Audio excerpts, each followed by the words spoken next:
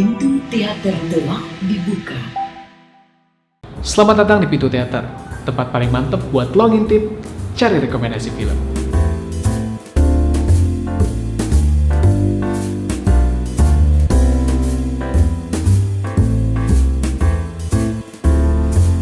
Rekomendasi gue kali ini adalah film yang sangat ringan sekali dan bisa ditonton oleh semua umur. SpongeBob Sponge on the Run. Film yang tayang di Netflix mulai dari tanggal 5 November 2020 ini sempat tayang di bioskop pada bulan Juli kemarin dan berhasil meraih penghasilan sekitar 4,8 juta dolar. Wow.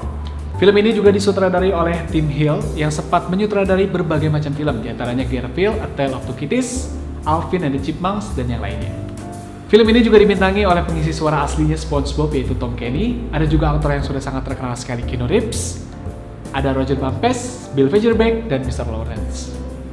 Film ini menceritakan tentang SpongeBob SquarePants yang kehilangan siput piaraannya yaitu Gary yang menghilang secara tiba-tiba. Hilangnya Gary membuat SpongeBob menjadi tidak fokus dan segala aktivitasnya terbengkalai, mulai dari pekerjaannya. Hilangnya SpongeBob membuat berbagai macam aktivitas di Bikini Bottom terhambat, termasuk Tuan Krabs yang akhirnya memutuskan untuk menutup Krusty Krab sampai sebegitunya loh.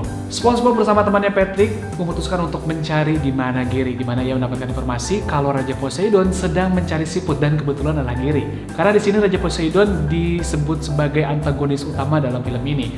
Jadi Raja Poseidon itu butuh Gary, butuh lendir dari siput itu untuk ketampanannya. Well, itu jokes yang cukup aneh juga sih menurut gua. Di perjalanannya, SpongeBob dan juga Patrick bertemu dengan tokoh-tokoh yang aneh-aneh. Salah satunya adalah bintang aktor ternama yaitu Keanu Reeves.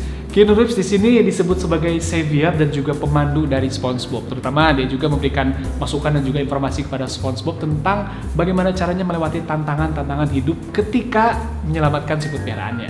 Dan lucunya, Keanu Reeves di sini muncul hanya kepalanya saja, jadi berbentuk semak-semak seperti Messiah kali ya.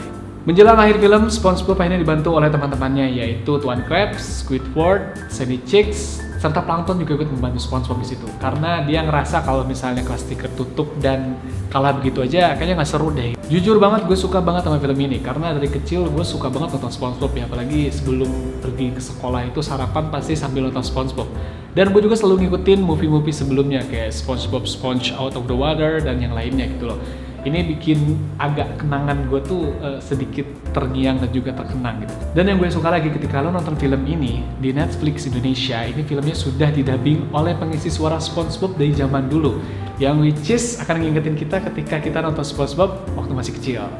Walaupun dari segi cerita ya sama aja sih ya dengan SpongeBob yang intinya jahatnya sih tetap si Planktonnya, terus juga ada antagonis tambahan yaitu Raja Poseidon gitu. Walaupun ceritanya sama dan endingnya juga happy ending, tapi sangat menghibur buat gue. Yang gue suka lagi dari film ini adalah banyak pesan moral yang bisa lo dapetin, mulai dari persahabatan SpongeBob dan Patrick yang sangat dekat dan sangat luar biasa, terus juga bagaimana teman-teman di Bikini Bottom, teman-teman SpongeBob tuh benar-benar membutuhkan SpongeBob. Even SpongeBob ini agak annoying kali ya. Dan ada juga part dimana perkenalan mereka kepada SpongeBob gitu. Kenalnya ada yang di perkemahan, ada yang di tetanggaan gitu. Itu bikin gue kayak wow, ini gak pernah diceritain, tapi ya ini cukup seru juga gitu. Dan yang paling epic menurut gue adalah ketika Squidward, yang lo tahu semua pasti Squidward itu kurang suka sama SpongeBob, dan di film ini dia mengakui kalau dia itu butuh dan juga suka sama SpongeBob. I mean sebagai teman kerja dan juga tetangga gitu, dia butuh SpongeBob juga gitu. Kalaupun dia harus dikorbankan, ya nggak harus juga gitu loh, karena walaupun SpongeBob itu menyebalkan, tapi dia tetap sayang sama SpongeBob. Satu pesan penting yang gue dapat dari film ini adalah jadilah diri lo sendiri. Lo nggak usah pura-pura kelihatan keren, kelihatan ganteng, kelihatan cantik cuma buat menyenangkan orang lain. Just be yourself, brother. Film ini juga didedikasikan untuk Steven Hillenburg yang kemarin sudah meninggal. Well, rest in peace Steven Hillenburg. Overall sih jujur aja nggak ada yang gue suka ya dari film ini. Kalaupun ada yang gue nggak suka mungkin karena filmnya terlalu singkat kali ya. Kayak harus bikin 3 jam 4 jam kayak film India mungkin. Masih cari rekomendasi yang objektif? Cuy, yang penting itu bukan berapa rating IMDb atau rating Rotten Tomatoes, tapi berapa banyak orang yang suka. Cari rekomendasi yang subjektif hanya di Pintu Teater.